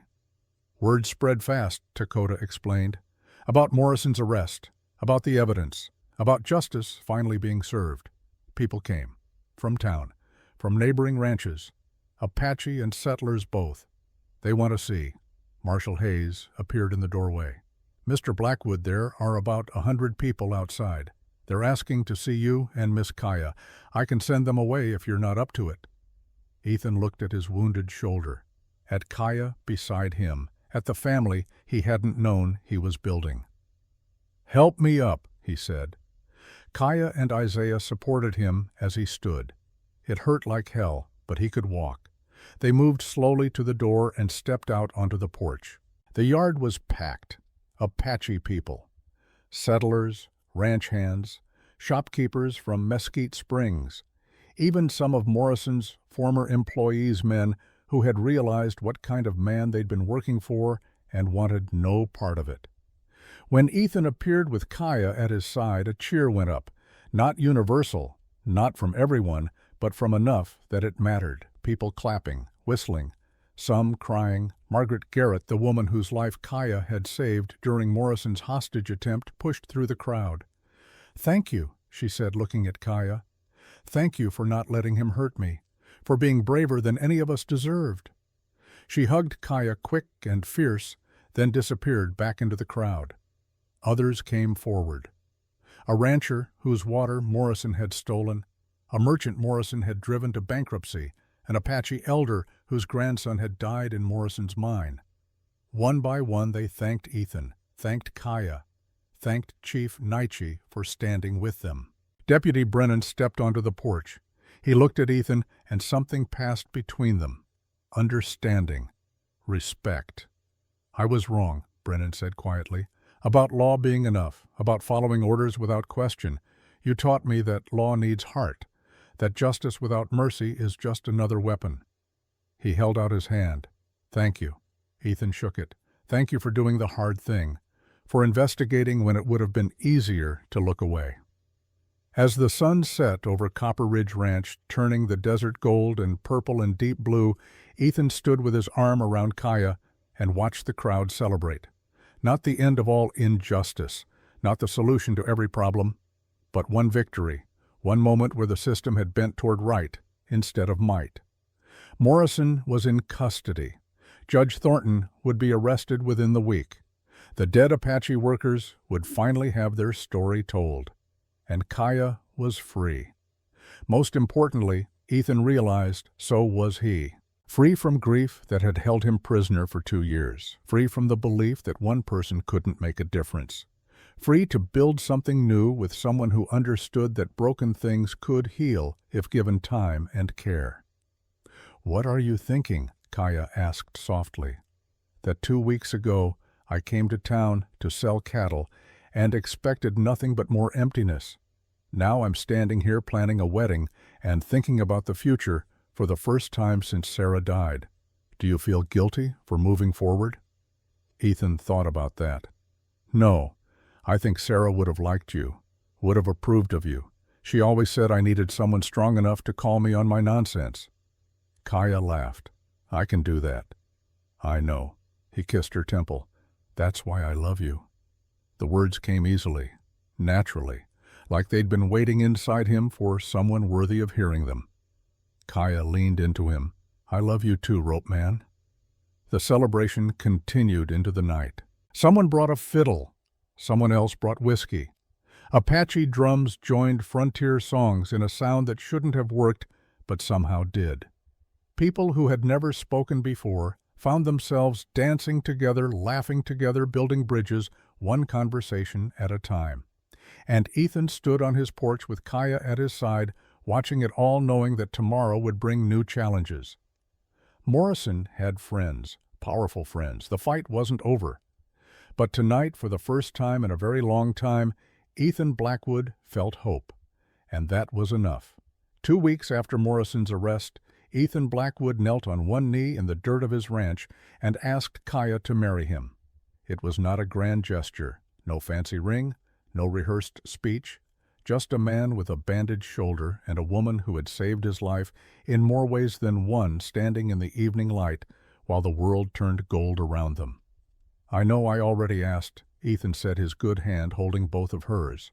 "Your father already gave permission, but I need to ask properly.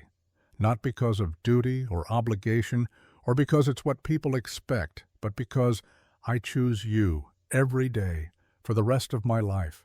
Kaya, will you marry me?" She pulled him to his feet, gentle with his healing wound, and kissed him hard enough to make his head spin. "Yes," she said against his mouth. "Yes, yes, yes." They held each other while the sun painted the mountains purple and the first stars appeared overhead. Kaya was crying again. These were the 7th tears, the ones the moment had been building toward since the auction block. Not tears of pain or fear or even relief. These were joy. Pure, uncomplicated joy. "I didn't think I could feel this again," she whispered. "After Aida died, after 2 years of running, I thought my heart was dead. But you brought me back, Ethan. You made me want to live again." "You did the same for me," he said. "Since Sarah, I've just been going through motions, breathing but not alive. Then I saw you on that platform and something in me woke up, decided there were still things worth fighting for, worth dying for, worth living for." They stood together until the stars filled the sky and the desert cold made them shiver. Then they went inside and began planning a wedding that would join two worlds. The ceremony took place 3 weeks later on the first Saturday of November 1883. They held it at Copper Ridge Ranch because Ethan refused to go back to Mesquite Springs and the Apache wouldn't come into town. The neutral ground of the ranch made sense. More than that, it felt right. This place where Ethan had grieved and healed, where he had stood his ground against Morrison's mob, where blood had been spilled in defense of something good. This was where they should marry. Chief Nietzsche officiated the Apache portion, dressed in ceremonial clothing that spoke of generations of tradition. Reverend Matthews, who had ridden up from Silver Creek despite the scandal of marrying a white man to an Apache woman, handled the Christian vows. Between them, they wove something new, something that honored both pasts while building toward a shared future. 200 people attended, maybe more. Apache families who had traveled from as far as the Chiricahua Mountains, settlers from neighboring ranches, shopkeepers from Mesquite Springs who had decided that justice mattered more than prejudice. Isaiah stood as Ethan's best man, proud and steady. Dakota stood with Kaya, his fierce face softened by a rare smile. Little Deer was the ring-bearer. Isaiah had crafted the bands from silver and turquoise Apache style, but sized for white fingers. The little girl carried them on a pillow her grandmother had embroidered, walking slow and serious down the makeshift aisle like she bore the weight of the world. Kaya wore white buckskin decorated with beadwork that had taken her mother's sisters 3 weeks to complete. Patterns that told stories, the flood and the rope, the auction and the choice, the battle and the victory. Her hair hung loose down her back, woven with sage and wildflowers. She was breathtaking. Ethan wore his best suit, cleaned and mended by Margaret Garrett, who had insisted on helping. His shoulder was still bandaged beneath the jacket, but the pain had dulled to a manageable ache. He stood straight and tall, waiting at the front, trying not to shake. When Kaya walked down the aisle on her father's arm, Ethan forgot to breathe. She was so tall, she could look him in the eye without lifting her chin. So beautiful it hurt. But more than that, she was present, fully there, choosing this moment with the same fierce certainty she had shown when she broke Morrison's nose, when she fought beside him at the siege, when she held his bleeding body and refused to let him die. Chief Nietzsche placed Kaya's hand in Ethan's. He spoke in Apache, then translated for the white guests. 2 paths become 1 path. 2 hearts become 1 heart. What the rope has bound, let no man separate. Then came the vows. Ethan spoke first, his voice carrying across the silent crowd. Kaya, I vow to see you as you are. Strong, free, unbreakable. I will never cage you, never own you, never make you less than what you are to fit what I want you to be. I will stand beside you, not in front of you. Share your burdens as you share mine. Love you in joy, and in sorrow, in plenty, and in want until death parts us. Kaya's turn. Her voice was steady despite the tears on her cheeks. Ethan, I vow to choose you every day, not because I need you, but because I want you. Not because you saved me, but because we saved each other. I will stand beside you in every battle, hold you in every grief, celebrate every joy. You gave me back my life. I give you my heart, forever. Reverend Matthews cleared his throat. By the authority vested in me by the territory of Arizona and the grace of God, I pronounce you husband and wife. You may kiss your bride. Ethan did. The crowd erupted. Cheering, whistling, some crying. Apache drums began a celebratory rhythm. Someone produced a fiddle. The music swelled different traditions, blending into something neither purely Apache nor purely white, but beautifully both. Kaya and Ethan walked back down the aisle, as husband and wife hands clasped, surrounded by people from 2 worlds who had decided that love mattered more than hate. The celebration lasted until dawn.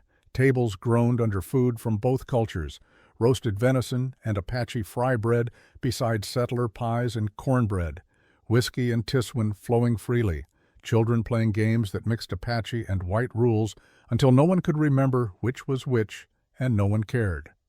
Dakota arm wrestled 3 cowboys and won 2 out of 3.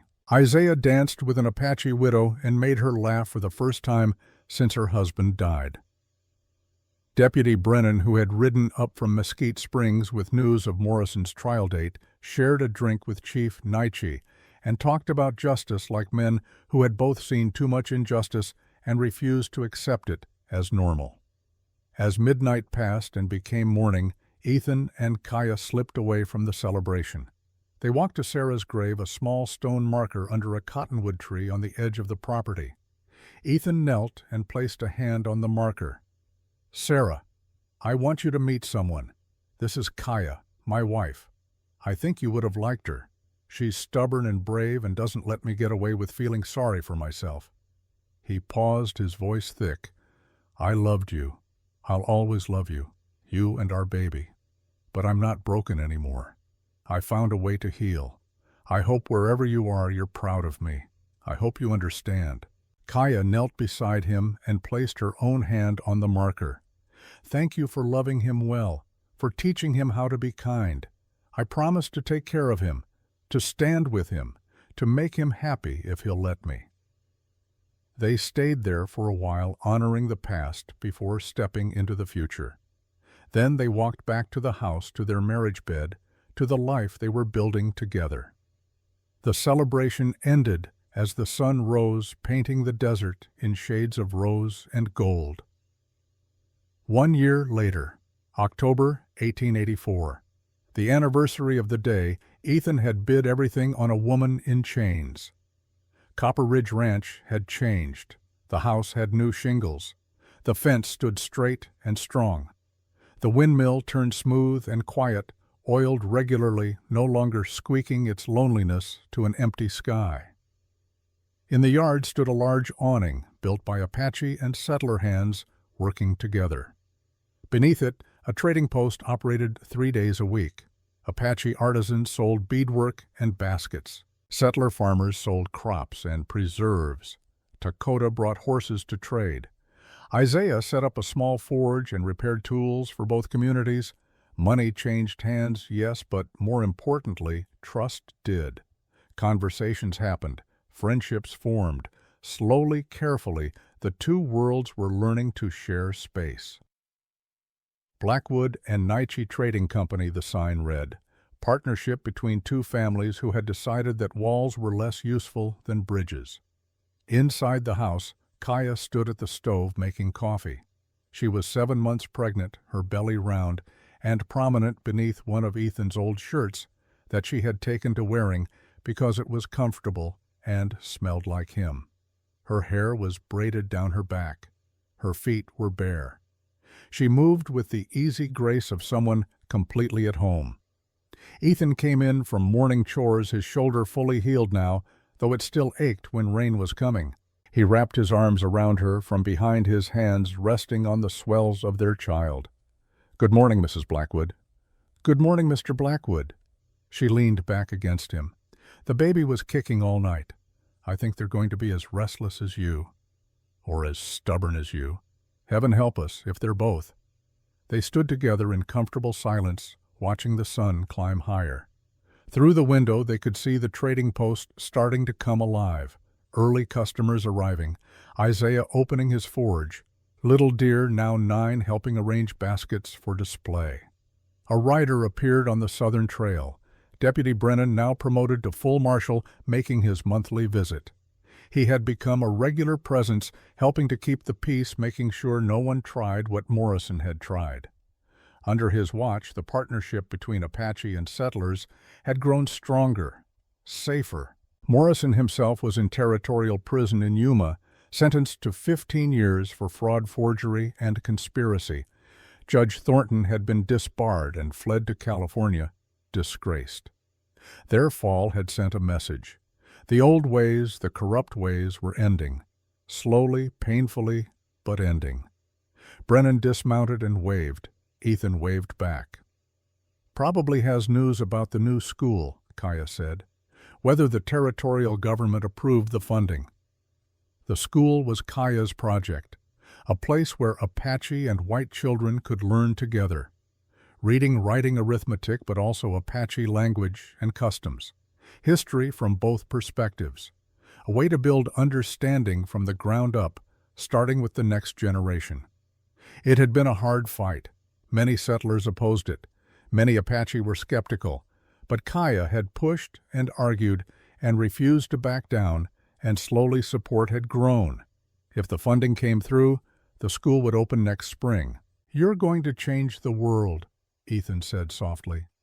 "We're going to change the world," Kaya corrected.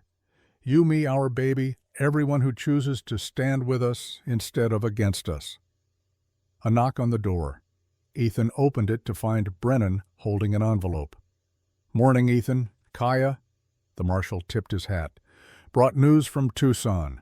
"Good news or bad news?" Kaya asked. "Good. Governor approved the school funding. $500 for construction, $200 annually for teacher salaries. You're cleared to start building." Kaya let out a whoop that made Ethan laugh. She threw her arms around Brennan, who turned red and patted her back awkwardly. "Thank you," she said. "Thank you for pushing the application through." "Just doing my job, ma'am. Making sure justice gets served." Brennan glanced at Ethan. "Walk with me a minute." Outside, away from the house, Brennan's expression turned serious. "I wanted to give you a heads up. Morrison's coming up for parole review in 5 years. With good behavior, he could be out in 7 instead of 15. Ethan felt his jaw tighten. "That's fast. Too fast. But he's got money hidden somewhere, and money talks, even in prison." Brennan met his eyes. "When he gets out, he'll come back. Men like that don't forget. Don't forgive. You need to be ready." "I will be." "You've built something good here, Ethan. Don't let him destroy it." "I won't. We won't." Ethan looked back at the house where Kaya stood framed in the doorway, one hand on her belly. "We've got too much to lose now." Brennan nodded. "That's what I figured you'd say. For what it's worth, when that day comes, I'll be standing with you. Morrison might have money, but you've got something stronger. You've got people who believe in what you're building." After Brennan left, Ethan walked to the edge of his property and looked out over the valley. So much had changed. A year ago he had been a broken man with nothing but grief and a failing ranch. Now he had a wife, a child on the way, a business, a community. Purpose. He thought of the auction, of seeing Kaya on that platform and making a choice that should have destroyed him but instead saved him. Of every decision, after that, every moment of standing up when falling down would have been easier. Kaya came to stand beside him. "What are you thinking about? About how one choice can change everything. If I had walked away that day, if I had let Morrison buy you, where would we be now? You'd be alone in a dying ranch. I'd be dead or wishing I was." She took his hand. "But you didn't walk away. You stood up. You chose to see a person instead of property. That changed both our lives." "Changed more than that," Ethan said, gesturing to the trading post to the valley beyond. "Changed all of this." That evening, as the sun set and painted the world in shades of fire, Kaya and Ethan sat on their porch. The same porch where he had stood wounded, where she had cried over his bleeding body, where they had faced down Morrison's mob. Now it was just a place to watch the day end and count their blessings. Kaya rested her head on his shoulder. "If we have a daughter, I want to name her Sarah." Ethan's throat closed. "You'd do that? She gave you life, taught you how to love. Without her, you wouldn't be the man I fell in love with. It's only right to honor her. And if we have a son, whatever you want, as long as it's not Walter or Morrison." Ethan laughed. It felt good, easy, like laughter was supposed to feel. "Deal." They sat in comfortable silence until Little Deer came running up breathless and excited. "Rope man Kaya. The baby deer at the creek, she had babies twins. Come see." They went Kaya. Moving carefully with her pregnant belly, Ethan supporting her elbow. At the creek, a doe stood with 2 spotted fawns letting them nurse. Little Deer crouched nearby, watching with the same intense focus she brought to everything. "New life," she whispered, "like your baby coming. everything growing, everything new. Kaya smiled and placed Ethan's hand on her belly. Feel that. He felt it. The strong kick of their child alive and growing, the future made flesh. What kind of world are they being born into? He asked quietly. A better one than we inherited, Kaya said. Not perfect. Still full of people like Morrison. Still full of hate and fear. But also full of people like us. People who choose to build instead of destroy. To love instead of hate. To see each other's humanity instead of just differences. She was right. The territory was changing. Not everywhere, not all at once, but here in this valley, in this small corner of a vast and violent frontier, something new was growing. A community where Apache and white lived as neighbors, where justice sometimes won, where love could cross boundaries that were supposed to be uncrossable. As they walked back to the house, Ethan paused by the door. The necklace Chief Naichi had given him hung on a peg beside the frame, the one that had marked him as a son, then witnessed his transformation into a husband. It caught the last light of day, turquoise and silver gleaming, but the door itself stood open, always open now, a symbol of welcome, of trust, of a house that no longer held grief but hope. Inside, Ethan built a fire while Kaya prepared dinner. Simple domestic tasks that felt sacred because they were shared, because they were chosen, because they represented a life built from ashes. That night, lying in bed with Kaya curled against him, Ethan thought about everything that had led to this moment. Sarah's death, the years of grief, the auction, the choice, the fight, the victory, the love. Do you regret it? Kaya asked sleepily. Spending everything you had? I spent money and got a life, he said. Best trade I ever made. She kissed his jaw. Our child will grow up in two worlds. No, Ethan said, pulling her closer. They'll grow up in one world that finally learned to see itself clearly, where being different isn't dangerous, where love matters more than fear, where their parents stood up and fought for the right to exist together. Kaya was quiet for a moment, then, You really believe we can build that? I have to believe it. Otherwise, what was it all for? She placed his hand on her belly again. The baby kicked against his palm, strong and alive and full of promise.